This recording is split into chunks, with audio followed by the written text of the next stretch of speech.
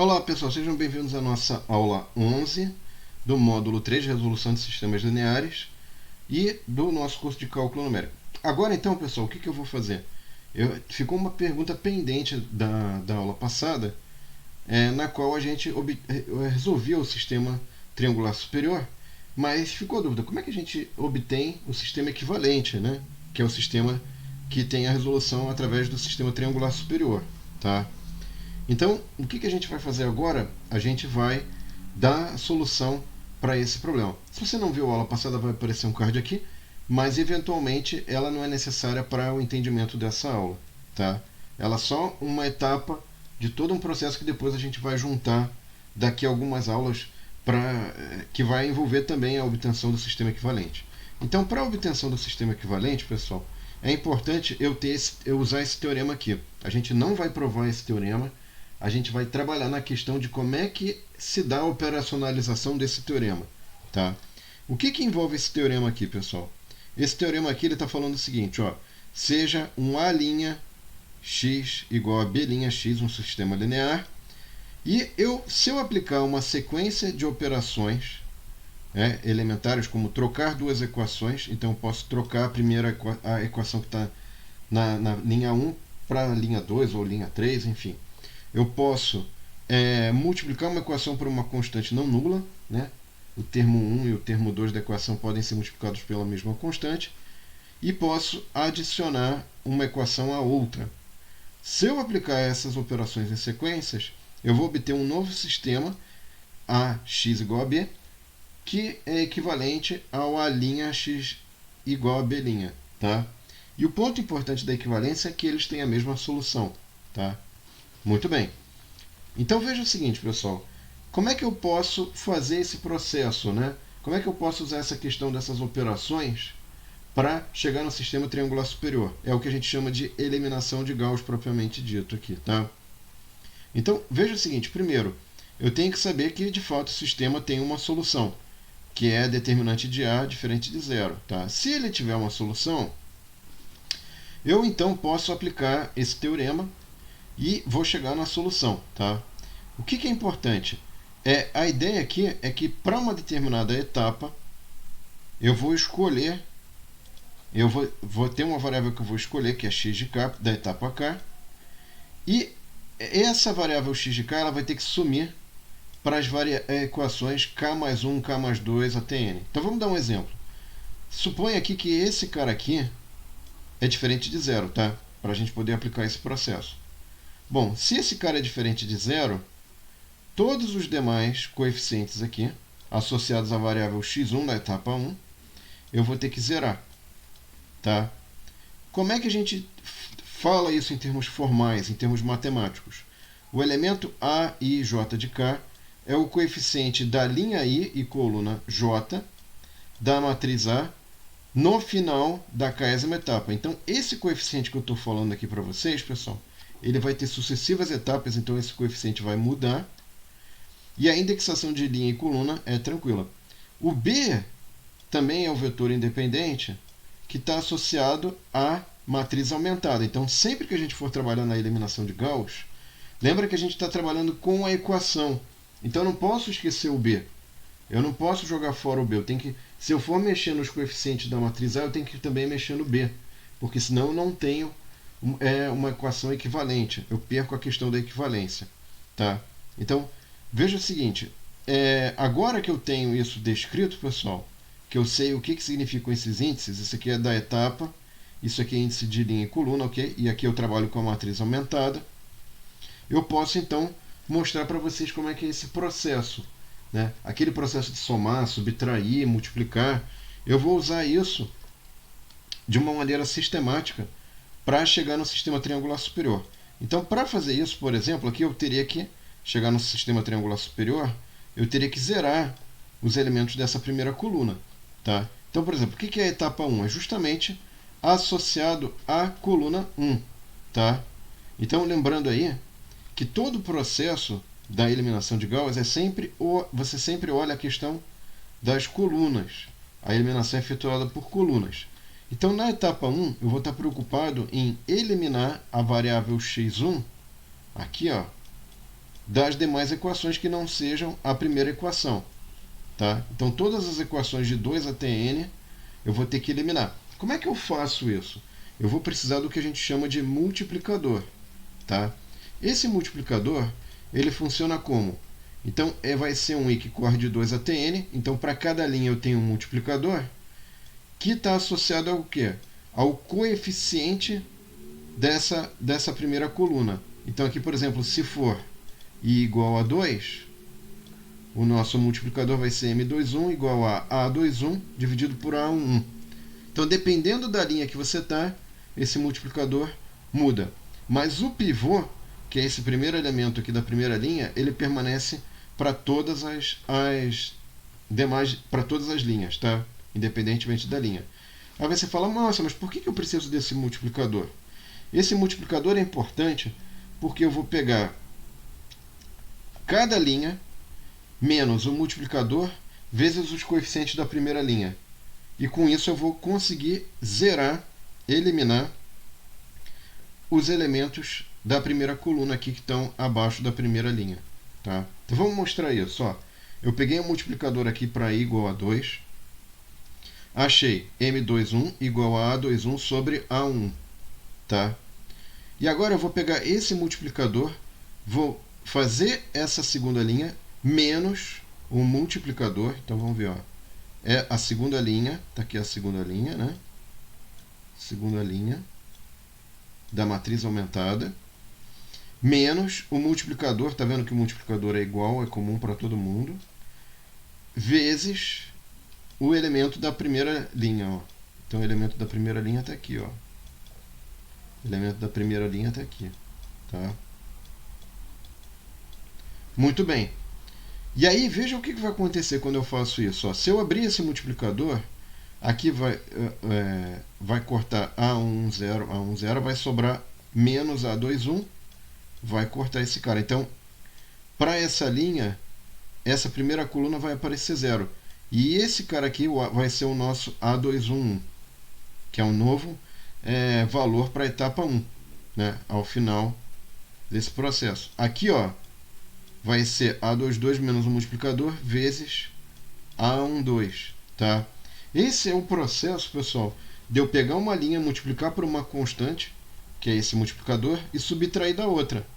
E aí eu consigo, dentro das condições do teorema, obter um sistema equivalente que tem a mesma solução, só que com 0 aqui debaixo da coluna 1, tá? Eu vou reaplicando isso aqui, pessoal, para todo mundo, tá? Muito bem. E aqui tem um pequeno errinho, cuidado, porque aqui não é a A2N, né?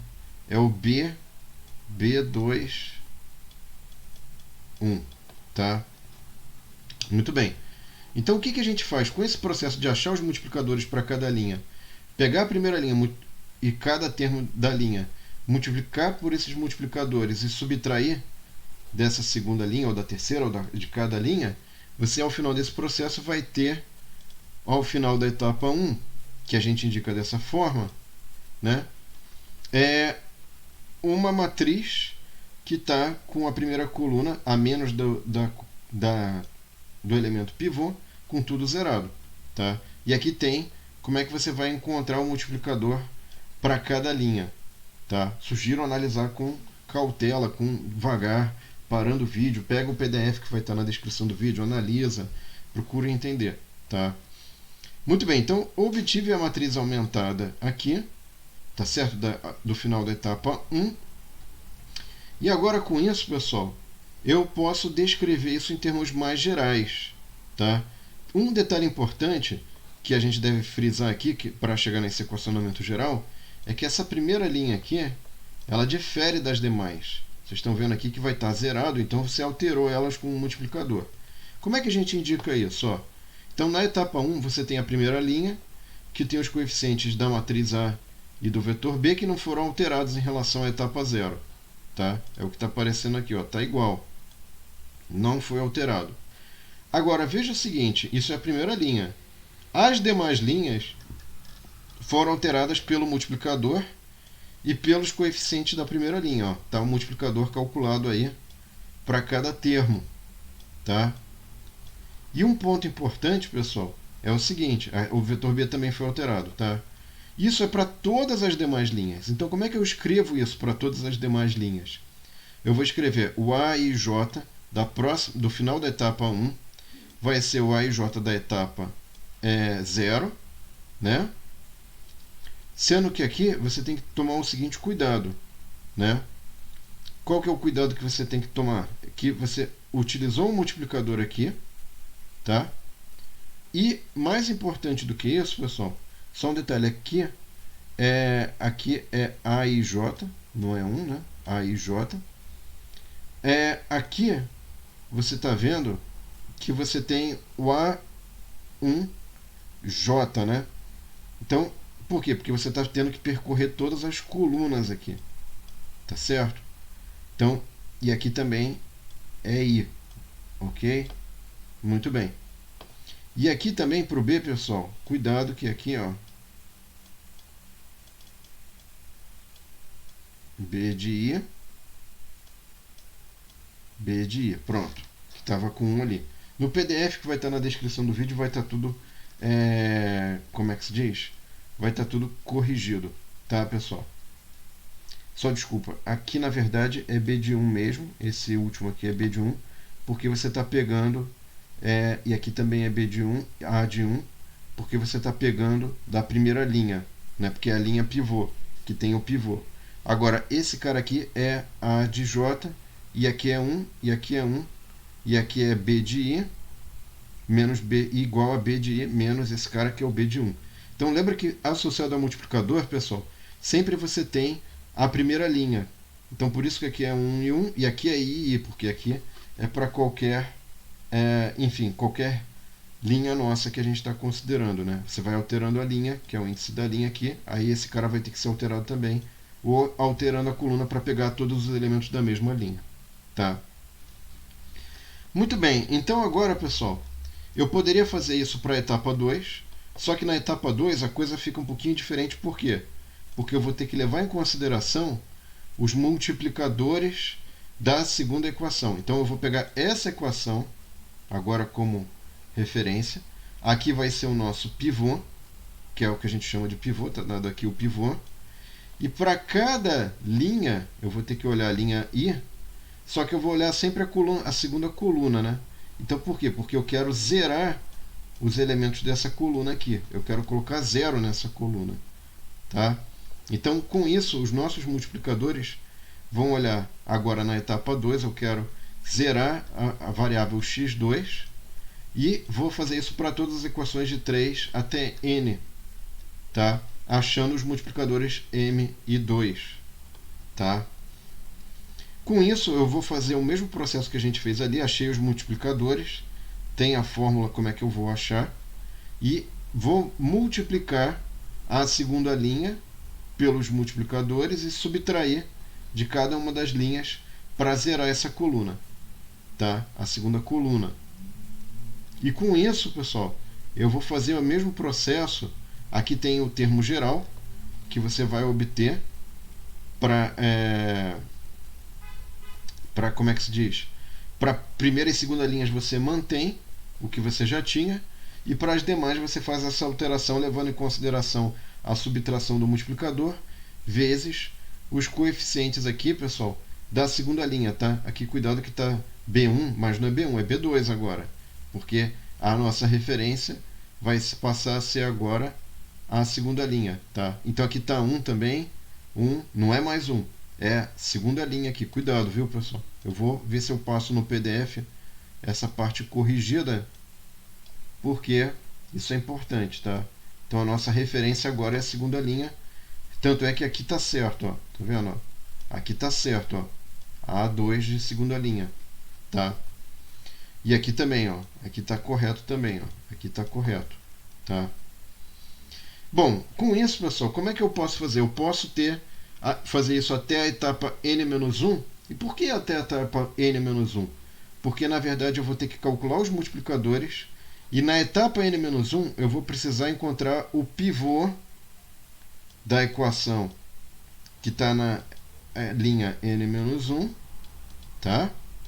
E esse pivô é o AN n-1, n-1, da etapa n-2. Né? Então, na etapa n-1, eu vou usar algo da etapa n-2 para achar os multiplicadores e chegar no final da etapa n-1. E o propósito da etapa n-1 é zerar esse cara aqui, e com isso a gente já vai ter o nosso sistema triangular superior. Tá? A equação aqui vai ser m de i n-1, a de i n-1 de n-2, a de n-1 é n-1, e na etapa n-2. Tá? E com isso, pessoal, eu consigo então, ao final desse processo, calculando esses multiplicadores, fazendo essas somas de equações em cada etapa, eu vou conseguir então chegar no meu sistema triangular superior. Próxima aula, pessoal, a gente vai fornecer um exemplo numérico onde eu espero que isso fique bem mais claro, porque obviamente essas equações são bem complicadinhas, os índices e tal, mas quando a gente puser isso num exemplo numérico, isso vai ficar mais claro, isso vai ficar mais simples. Não se assustem com esse equacionamento geral, ele é só para garantir que em termos matemáticos a gente está fazendo a coisa da maneira adequada, da maneira correta. Então sempre a gente tem que ter um teorema, esse teorema está associado a equações, a formulações, e a gente tem que ter a consistência de tudo isso, porque senão o nosso método não vai funcionar. Esse é o ponto. Então, se você não tiver essa consistência matemática, o problema é que você vai gerar um método, um algoritmo, que não tem prova de convergência, que não está baseado em um teorema, ou seja, você não sabe se vai funcionar. Tá? Então, com esse embasamento matemático, a gente consegue gerar algoritmos robustos e que funcionam de fato. Tá? Espero que vocês tenham gostado. Não esqueçam de curtir, compartilhar, e vejo vocês na aula 12. Não desistam agora, pessoal. Vamos lá, a aula 12 vai ficar mais fácil. Vocês vão ver essas coisas funcionando. Isso tudo vai ficar mais fácil. Obrigado, até lá, pessoal. Tchau.